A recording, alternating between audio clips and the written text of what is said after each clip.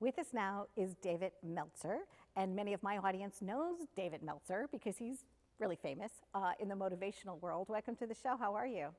Terrific, Donna. Thank you for having me. So last week, a couple weeks ago, I got to watch this really cool thing that you were doing in a green environment where you were helping entrepreneurs. Can you tell us about that? Was it a 2-minute pitch? Yeah, the 2 minute drill. And it occurred, I do a free training every Friday, and I came up with an idea to help people with pitches. And from there, someone reached out from this virtual green studio and said, could we produce this as a show? We produced it as a show for the first time, and then Bloomberg reached out, and it's going to be on Bloomberg and Reach TV and all the airports as well, and hotel rooms. So we're very, very excited to be a part of that. And in addition to that, you do so many things. You help entrepreneurs, but you also are the founder of Sports One. What is that? How are you combining like sports and entrepreneurship in your life? Sports itself is a backdrop. I've always used it. I ran Lee Steinberg Sports Entertainment, the most notable sports agency, and Lee, who they made the movie Jerry Maguire after, he always talked about sports just being an industry. It's a backdrop to what we do to make a lot of money, help a lot of people, and have a lot of fun. Warren Moon, the Hall of Fame quarterback, and I, we extended that out over the last decade to do just that without representing the athletes themselves, just utilizing their likenesses, their personalities, and their persons, especially to attract high net wealth individuals, companies, brands to help charities to change the world. And speaking about changing the world, you want to make a lot of people happy. How many people is that, David? Over a billion people is my mission in life. I want to find 1,000 people like you, Donna, 1,000 people that I know can empower 1,000 to empower 1,000, and 1,000 times 1,000 is a million times 1,000 a billion.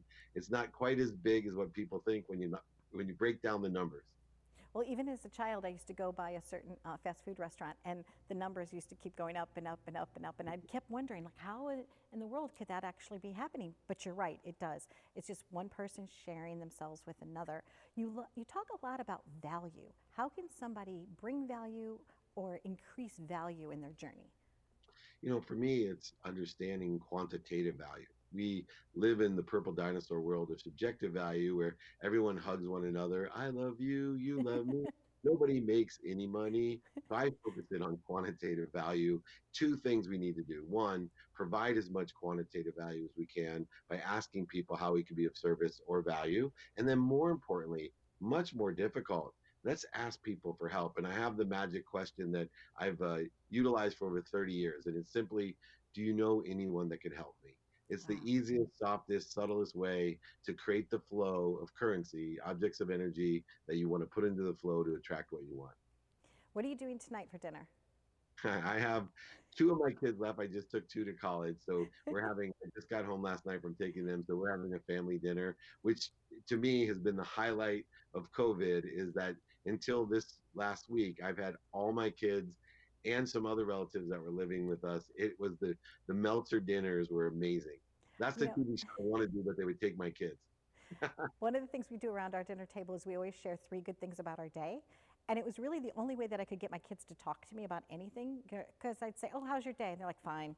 They're like, "Oh, terrible, whatever." But if I say 3 good things about our day, it was a way for us to open up dialogue. And I so cherish that as well. And the other night we played charades. I haven't played charades in years. And it's just fun. It's good time, like you said, to take inventory of ourselves as well as our loved ones and to embrace that special time together.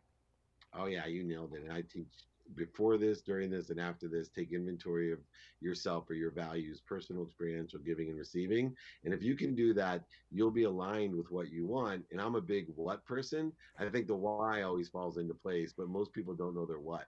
Oh, I like that. Speaking of what, you have a lot of great books too. You're an international, superstar as an author. Do you have another book that you're writing now?